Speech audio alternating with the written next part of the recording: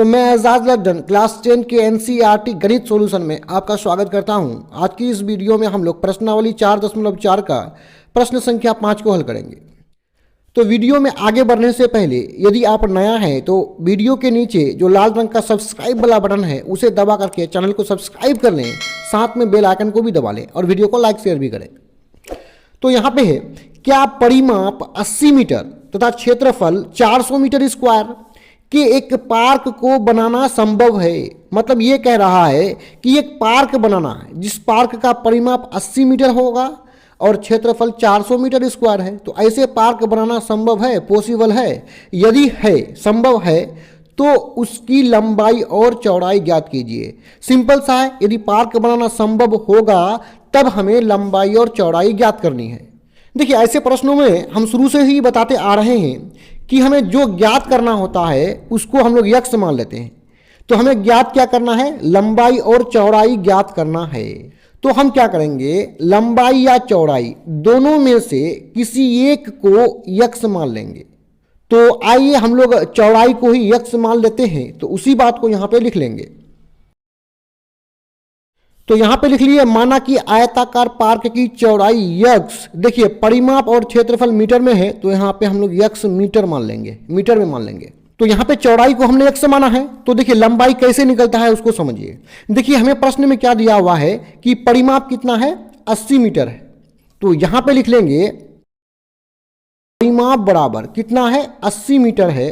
तो यहां पे लिख लेंगे 80 मीटर। यहां प्रश्न में हमें पार्क के बारे में यह नहीं कहा गया है कि आयताकार है या नहीं है। हम लोग आयताकार इसलिए ले रहे हैं पार्क को क्योंकि देखिए पार्क का लंबाई और चौड़ाई है और लंबाई और चौड़ाई किस में होता है? आयत में ही होता है। तो अब यहां पे देखिए आयताकार पार्क का परिमाप कितना है? 80 मीटर है। तो हम सूत्र से जानते हैं कि आयताकार जो पार्क होगा उसका परिमाप होगा 2 गुना लंबाई प्लस चौड़ाई बराबर कितना है? 80 है। कैलकुलेशन में सुविधा हो इसलिए यहां पे मीटर को हम लोग नहीं ले। चौड़ाई अब 2 एक कम 2, 40 दूने 80। अब आइए इसको यहां पे आगे बढ़ा लेते हैं। लंबाई का मान हमें कुछ भी नहीं है तो यहां पे लिख लेंगे लंबाई, बीच में क्या है? प्लस है। चौड़ाई को हमने कितना माना है? यक्स माना है। तो चौड़ाई के जगह में यक्स रख लेंगे और बराबर कितना है? 40 है। आइए यहां पे लंबाई का मान को निकाल लेते हैं। तो लंबाई बराबर होगा, इस तरफ 40 है और यक्स को बराबर के इस तरफ लेके आएंगे तो इसका प्लस माइनस में बदल जाएगा। यानी ये हुआ जब हम लोग चौड़ाई को यक्स माने तो लंबाई हमें 40 माइनस यक्स प्राप्त हुआ। और प्रश्न में एक चीज और दिया हुआ है उसको भी यहां पे लिख लेंगे। तो और देखिए यहां पे क्या लिखे? आयताकार पार्क का क्षेत्रफल। तो आयताकार पार्क का क्या क्षेत्रफल है उसको यहां पे देख लेते हैं। देखिए क्षेत्रफल कितना है? 400 मीटर स्क्वायर। तो यहां पे लिख लेंगे कि क्षेत्रफल हमें 400 मीटर स्क्वायर है। अब आइए इसको यहां और आगे बढ़ा लेते हैं। देखिए आयताकार जो पार्क है उसका क्षेत्रफल होगा लंबाई गुना चौड़ाई और बराबर में कितना है? 400 है। देखिए मीटर स्क्वायर को अपने सुविधा के अनुसार नहीं लिखे हैं ताकि हमें कैलकुलेशन करने में सुविधा हो। बाद में लंबाई चौड़ाई जो भी निकलेगा वहां मीटर रख देंगे, उसमें कोई दिक्कत नहीं। आइए मानों को रख लेते हैं। देखिए लंबाई अभी अभी कितना प्राप्त हुआ? तो लंबाई के जगह में लंबाई का मान 40 माइनस यक्स को रखेंगे, बीच में गुना करेंगे। और शुरू में हमने चौड़ाई को क्या माना था? यक्स माना था। तो यहाँ चौड़ाई के स्थान पर यक्स रख देंगे, बराबर कर देंगे 400। आइए इसको आगे बढ़ाते हैं। यक्स गुना 40 हो जाएगा 40 यक्स, बीच में क्या है? माइनस है। यक्स गुना यक्स हो जाएगा यक्स स्क्वायर, बराबर करेंगे 400। अब हम लोग क्या करेंगे? 400 जो बराबर के उस तरफ है उसे बराबर के इस तरफ लेके चले आएंगे। तो 400 जब बराबर के इस तरफ आएगा तो इसके आगे में साइन कुछ भी नहीं तो कितना है? प्लस है। इस तरफ आएगा तो हो जाएगा माइनस, बराबर इधर कुछ नहीं बचा तो 0 लगा लेंगे। अब हम लोग इसको व्यवस्थित कर लेते हैं। इसका मतलब ये हुआ कि यक्स स्क्वायर वाला पद को पहले लिखेंगे। तो माइनस आगे में है तो माइनस यक्स स्क्वायर, उसके बाद यहाँ 40 के आगे में क्या है? प्लस है। तो प्लस 40x माइनस में कितना है 400 बराबर कर लेंगे 0। प्रश्न में हमें कहा गया है यदि स्थिति संभव हो तब लंबाई चौड़ाई ज्ञात करना है, और स्थिति संभव है या नहीं है इसको ज्ञात करने के लिए हमें विविक्त कर अर्थात d के मान को निकालना पड़ेगा। तो आइए यहाँ पे हम लोग d के मान को निकालने से पहले समीकरण से a, b और c के मान को निकाल लेते हैं। तो यहाँ पे लिखेंगे, यहाँ मतलब समीकरण में a का मान निकाल लेंगे। a वह संख्या है जो x स्क्वायर के साथ गुना के रूप में रहे, तो x स्क्वायर के साथ गुना के रूप में कोई संख्या नहीं है, तो x के आगे में हम लोग एक समझते हैं, तो a बराबर -1। b वह संख्या जो x के साथ गुना के रूप में रहे, तो x के साथ गुना के रूप में 40 है, तो b बराबर 40। c होता अचर पद बिना x वाला पद, यानी अंतिम में जो -400 है बिना x वाला पद, इसी को हम लोग c कहेंगे। अब आइए यहाँ d के सूत्र से d के मान को निकाल लेंगे। तो d बराबर होता है b स्क्वायर -4ac बराबर करेंगे b का मान 40, तो 40 पर लगा लेंगे स्क्वायर -4, a का मान -1, तो -1 लिख देंगे, और c का मान कितना है -400। देखिए ब्रैकेट का अर्थ क्या होता है, गुना होता है। इसका मतलब ये हुआ कि यहाँ पहले इसको हल कर लेते हैं, तो 40 पर स्क्वायर मतलब 4 गुना 4 कितना हो जाएगा, 4 चौके 16 और 2 जीरो रख देंगे, यानी 40 पर स्क्वायर मतलब 40 गुना 40 हो जाएगा 1600।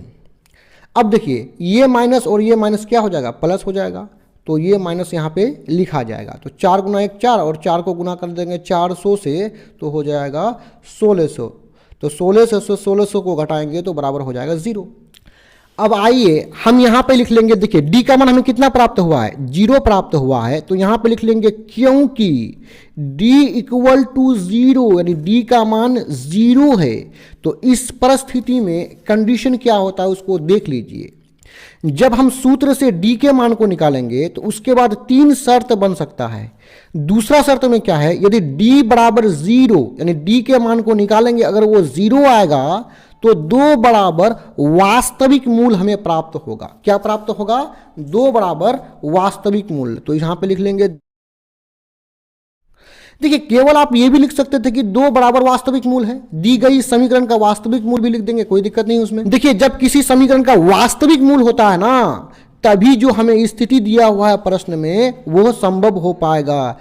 तो यहां पे लिख लेंगे, तो दी गई स्थिति संभव है, दी गई स्थिति क्या है, संभव है। तो दी गई स्थिति क्या है, संभव है। इसका मतलब यह हुआ कि प्रश्न में जो स्थिति हमें दिया हुआ है ये संभव है। तो यहां में क्या कहा गया है कि यदि संभव है, यदि है तो लंबाई चौड़ाई ज्ञात करें। तो स्थिति तो संभव है, तो आइए हम लोग लंबाई चौड़ाई को निकाल लेंगे। तो लंबाई चौड़ाई निकालने के लिए हमें यक्स निकालना पड़ेगा। तो यक्स का सूत्र होता है -b प्लस माइनस √d/2a। आइए इधर ही मानों को रख लेते हैं, यहां पे माइनस है तो माइनस लगा देंगे। अब ऊपर से देख लेंगे कि b का मान क्या है। तो b का मान हमें कितना दिया हुआ है, 40 दिया हुआ है, तो यहाँ पे 40 रख लेंगे। फिर क्या है, प्लस माइनस √ओवर d का मान अभी अभी हमें कितना प्राप्त हुआ, d का मान अभी अभी हमें 0 प्राप्त हुआ है, तो यहाँ पे 0 रख लेंगे, बट्टा करेंगे, नीचे में 2 है गुना कर देंगे, a का मान को वहाँ ऊपर से देख लेंगे, तो a बराबर कितना है, -1 है, तो यहाँ पे लिख लेंगे -1।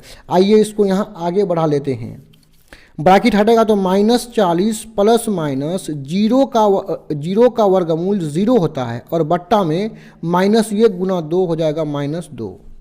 अब आइए इसको यहाँ आगे बढ़ा लेते हैं। देखिए -40 के साथ 0 को जोड़ने पर या घटाने पर हमें -40 ही प्राप्त होगा, और बट्टा में क्या है, -2 है, यानी 0 प्लस -40 ही होगा। उसके बाद -40 -0 -40 ही होगा। तो ऊपर नीचे माइनस माइनस यहाँ कट के समाप्त हो जाएगा, 2 1 कम 2, 20 दूने 40, अर्थात यक्स का मान हमें 20 प्राप्त हुआ है। और यक्स हमने किसको माना था, चौड़ाई को माना था। तो यहाँ पे लिख लेंगे सिंपल सा, अतः चौड़ाई को हमने यक्स माना था और यक्स का मान हमें कितना प्राप्त हुआ है, 20 प्राप्त हुआ है। मीटर में है तो मीटर लगा लेंगे। तो चौड़ाई तो इतना हुआ, तो लंबाई क्या होगा उसको भी देख लीजिए। तो लंबाई बराबर हो जाएगा, देखिए हमने शुरू में जब चौड़ाई को यक्स माना था, क्या माना था, चौड़ाई को यक्स माना था तो लंबाई 40 माइनस यक्स प्राप्त हुआ था। तो उसी चीज़ को चौड़ाई में लिख लेंगे, ये लंबाई में लिख लेंगे कि लंबाई 40 माइनस यक्स बराबर करेंगे, और 40 माइनस यक्स का मान हमें 20 प्राप्त हुआ है तो 20 रखेंगे, बराबर करेंगे 40 माइनस 20 हो जाएगा 20 मीटर। अर्थात आयताकार पार्क की चौड़ाई 20 मीटर है और लंबाई भी क्या है 20 मीटर है, अर्थात इसको हम वर्गाकार पार्क भी कह सकते हैं। तो यहाँ पे वीडियो समाप्त होता है। इस तरह का और भी वीडियोस को देखने के लिए आप हमारे चैनल के प्ले लिस्ट में जाकर के देख सकते हैं। वीडियो देखने के लिए आपका धन्यवाद।